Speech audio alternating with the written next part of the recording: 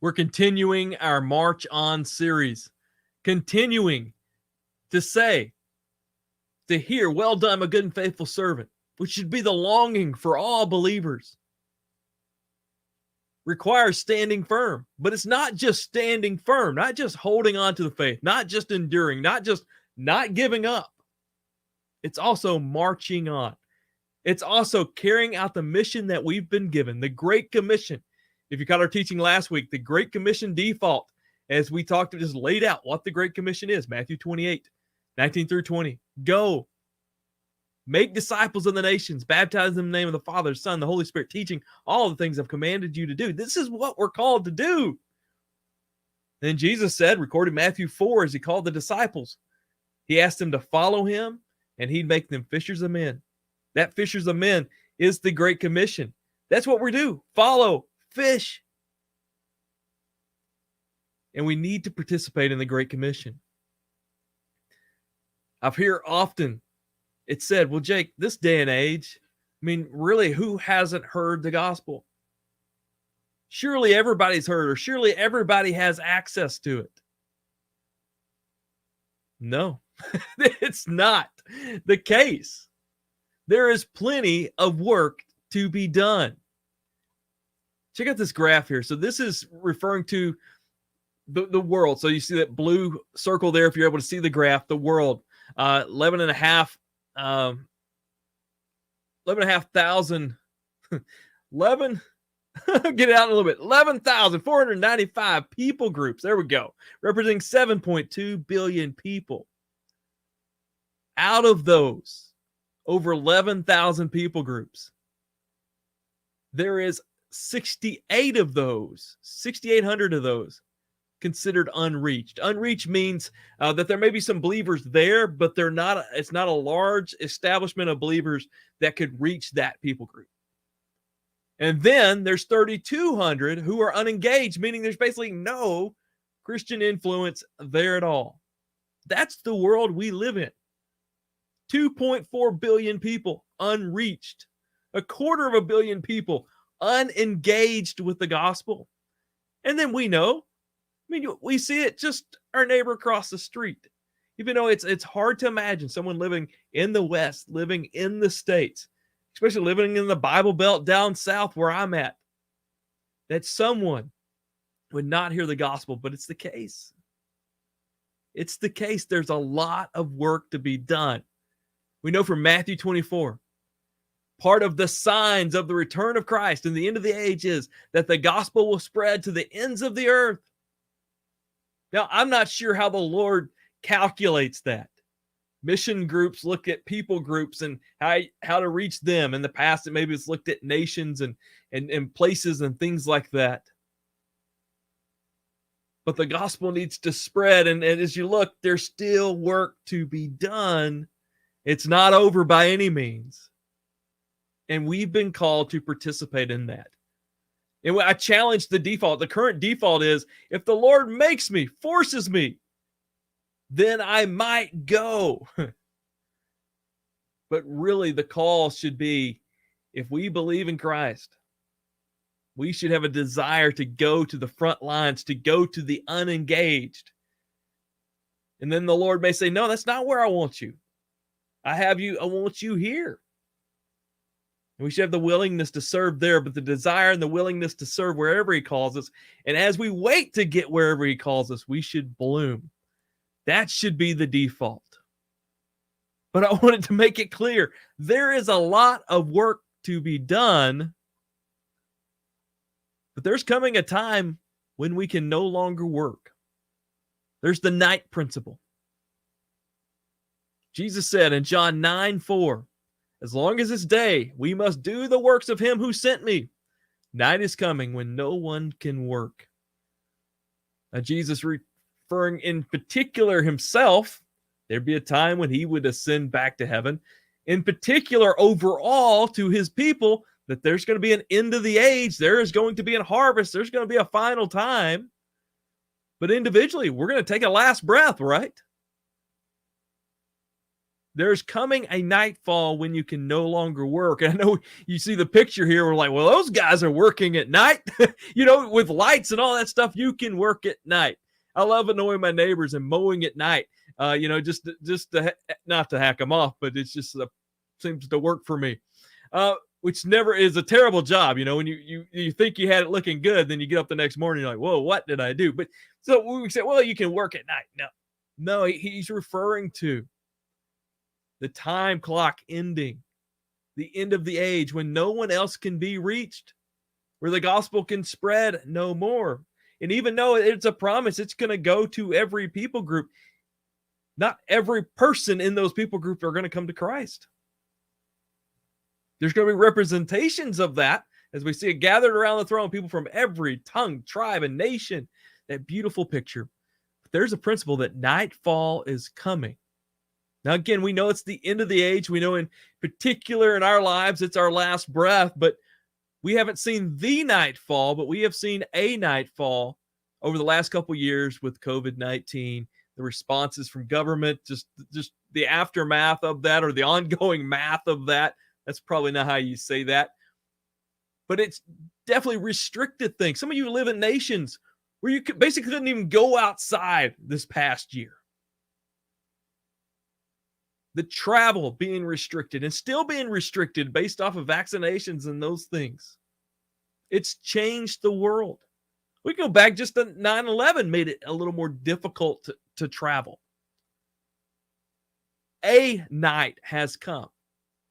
The opportunities and freedom and flexibility that we had here in the United States in particular, maybe across the West, maybe other places, it's become a bit more restrictive than it was. And I believe we should look at this COVID time as a warning. Our good friend Chadwick Harvey says it's a shot across the bow to wake us up. And we would be foolish. I would fail as a teacher of the word and as a pastor, not to say we can't be the same. We've got to wake up. We've got to respond to that. It's not about getting back to normal. No, it's getting back what we should have been all along. But this nightfall that has come should wake us up. Hey, something could happen. And we know prophetically things are going to happen. Things are going to make the Great Commission more difficult. Now, as we've talked about in previous teachings, within that difficulty, the perseverance of the church and continual faithfulness has an impact. God seems to accomplish more in difficult times for believers than he does in times of ease. But at the same time, there are restrictions coming. This night principle is going to occur. One of the aspects in prophecy that we've talked a lot about is that it seems very clear. Revelation 17, 9 through 11 to me is the linchpin of this. When it talks about the final kingdom likely being this Ottoman Empire, this Islamic Caliphate. And it's not just there. We see it in other places. We've got other videos about that you can find in our Stand Firm teachings. You can go back to the origins of the Antichrist and the deception of the Antichrist and hear about that as we've taught on this. But for a Middle Eastern power to rise, then the West has to diminish or continue to diminish. With that, a minimum, it's going to impact our pocketbooks and impact our way of life. Maybe we're already seeing that, or at least seeing some financial challenges now. We've seen them in the past. With every financial challenge, it limits the opportunities that we have carrying out the Great Commission. I mean, right now, if you're watching and you're in the United States, the platform that we have to use our freedom, to use the resources for the Great Commission is absolutely mind-boggling. And so what I wanted to talk about tonight was, while there's still daytime, before night is coming, before another challenge is coming, let's take our freedom. Let's take our opportunities. Let's take our wealth and resources and leverage them not for ourselves, not for our own gain, but leverage them for the Great Commission. Why would I point that out? Well, if you break down the world wealth, look at this chart. Let this slap you around. If you're here in the United States, as nearly 30% of the world's wealth is in our nation. Now, you may be like me saying, well, that's not my checking account you're referring to. Still, no matter really where you're at financially, you have the opportunity to participate in some way in a greater wealth than, unfortunately, other places in the world. This is an opportunity. Not an opportunity just to kick your heels up and say, oh man, I'm blessed with this great standard of living and all this stuff I can buy and security and finances and all these things. No, this is a tool that can be used for the kingdom. And an exciting opportunity to say, okay, I'm in a place where there's access to these type resources. Maybe you don't have them yourself, but there's someone that does. And these could be leveraged for the kingdom. But if night's going to come and there's going to be financial difficulties and challenges, and I think hopefully this chart at some point is going to be flipped. That pink area is going to shrink. Before it does, let's leverage it for the gospel. And not just money, manpower. Another chart. This is the breakdown of the placement of believers around the world. Again, the largest population of professed believers here in the United States, here in the West, well over the majority in Europe and America. What? We should take that freedom, that opportunity that we have, and leverage our manpower for the Great Commission. Because as we saw with COVID, as travel's restricted, even now, as the vaccinations and those things limit travel, before it's completely off we don't have an opportunity. Let's leverage that wealth. Let's leverage that manpower for the gospel, not for ourselves. And so I originally planned as I would share this just to say, hey, already throughout history, the United States has been used in a massive way to send missionaries out to make an impact with the Great Commission. We have.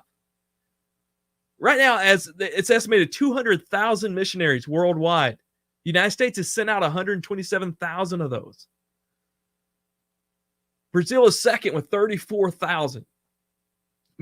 Overwhelming majority of those who are serving, who as missionaries and vocational missionaries, have been sent for the United States. The overwhelming majority of finances for missions has come from the United States. And this has been over a 200-year period. It's continued like that. That's amazing. And so my thoughts were, this is happening. Let's just leverage it more. Let's make sure we don't back off this. Let's take it up a notch. But then I started diving in the actual statistics of the money spent and manpower spent for the Great Commission. I want to tell you, it's absolutely sickening what is left on the table for fulfilling the Great Commission. And I just had to share it. But listen, personally, the Lord has given you opportunity. He's given you freedom. He's given you resources. He's given you access to resources. Let's leverage them before we can't. And listen, we ain't doing squat. Listen to these statistics. This blew me away. Worldwide, the annual income for church members is $42 trillion. I know that sounds like a government bill that's being passed for something, right? No, this is the income within church members. Within evangelicals, likely most of our circle who's viewing, $7 trillion. I don't know what $1 trillion is. I don't even know how many zeros fall in that. This is a good chunk of change. And listen how it's used. 700 billion of that is given back to Christian causes. Again, I'm not very good at math, but I don't think that's even approaching the 10% mark. But still, that's a good chunk of change. Ironically, it's also the same amount that Americans spend for Christmas each year for Christmas gifts. Out of that 700 billion, 45 billion is given to missions domestically and internationally. It sounds like a good chunk of change, but it's only 6.4% of the money given actually goes into the field of reaching people. Now, granted, some of these figures goes into some way of reaching folks, but actually directly towards mission, only 6.4%. Listen to this comment that was made. Americans have recently spent more money buying Halloween costumes for their pets than the amount given to reach the unreached. This is heartbreaking. This hits home too. That's also how much we spend in America on dieting programs. But listen to this. There's more money embezzled in Christian causes than is given to missions. Listen, if you're taking money that could go directly to the gospel, it's absolutely evil. And you have blood on your hands. And they break it down to how it's used. 96 or nearly 97% goes to this pastoral ministries of local churches, which I'm a recipient of this. You know, it's pastor salary, pastor stuff, churches, upkeep of church, and all that stuff. 2.9% goes to actual missions here in the home missions in those same Christian countries, because not just talking about the United States here. And only 0.3% goes to reaching unreached people. No, well, this is even worse. 0.3% goes into reaching the non-Christian world, and it's a much smaller percent goes into reaching the unreached people. Listen to the hypothetical observations. By the way, this is from the traveling team. You can find these stats, thetravelingteam.org/stats. Evangelical Christians could provide all the funds needed to plant a church in each of the 6,900 unreached people groups with only 0.03% of their income. The church has roughly 3,000 times the financial resources and 9,000 times the manpower needed to finish the Great Commission. We have the tools, we have the resources, we have the people. If every evangelical gave 10% of their income to missions, we could easily support 2 million new missionaries. And I didn't expect to share this tonight, but this has been a punch in the gut for me. When we talk about workers, missionaries around the world, there's 400,000 missionaries, Catholic and Protestant. I think there's about 200,000 when we dive into evangelicals and Protestants. But only 3.3% of those missionaries are with unreached people. 77% are with the people who's already reached. Yeah, this is real. Christian workers worldwide, 5.5 million people. This is incredible, but only 0.37% are with unreached people. 76% of those working vocationally are with believers. To get only estimated just over 20,000 people involved in reaching the unreached people. R.W. Lewis said roughly 30 times as many missionaries go to reach people groups to work with Christians as go to unreached people groups. Far less go to the frontier people groups where there are yet no believers. And I love that this point. A few other observations. The ratio of unreached people group workers to total unreached world is one missionary for every 216,000 unreached people. There are 78,000 evangelical Christians for every unreached people group. Dude, this thing could be done. I mean, if you just look, humanly speaking, with the freedom, with the resources, with the people that we have just here on the team in the States, this could be done. But listen to this. Is God to blame for not calling people? If everyone is obeying God's calling to be a missionary, wherever they are, then God is calling 99.99% of the people to work with 44% of the world population that already has the gospel, and calling virtually no one, 0.0005%, to relocate to the other 55% of the world population. You have a better chance of being in a plane crash than being one of the few missionaries to the unreached out of the 2 billion Christians in the world. What are they saying? They're saying we're not being obedient. We ain't doing it.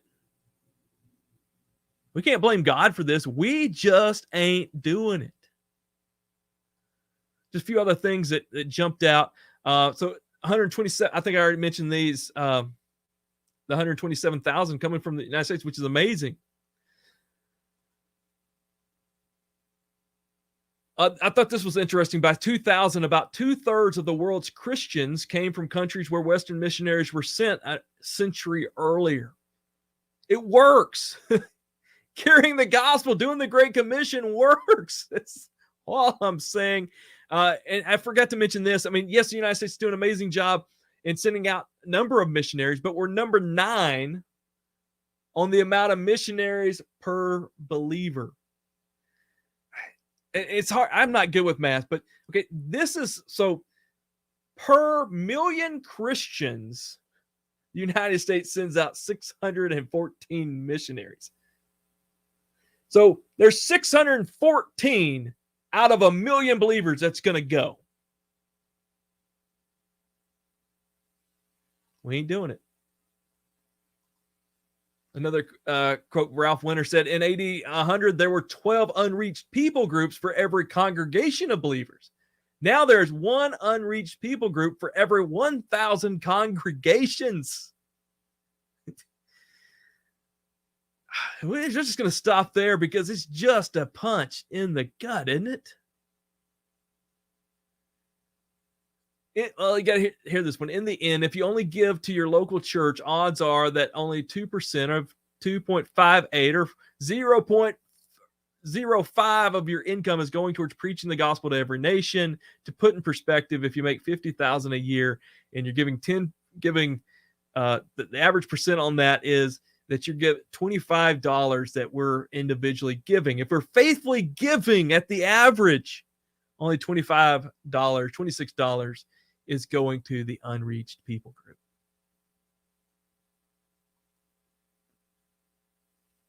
Man, it's just a punch in the gut, isn't it? Forget talking about nights coming. Let's just do it. Leverage what we got. Leverage what you've got. And I think it's going to take this new default, which should be that we should expect, desire, and be willing to go to the front lines of the Great Commission. It's the 1040 window, Northern Africa, Middle East, that we should seek, hear, obey, and bloom where God called us to do the Great Commission. So desire and willingness to go, expect to go, but be willing to hear the Lord and stop where he tells us. And then as we're waiting to figure all that out, let's still do the Great Commission and bloom where we're at. We have a lot to leverage. Wherever you're in the world, there's something you can leverage. Let's don't leverage it for ourselves. Let's don't even leverage it for our nation. Let's leverage it for the kingdom, for the Great Commission. This thing can get done. It's not that we're not leveraging what we got. It's that we just ain't doing it.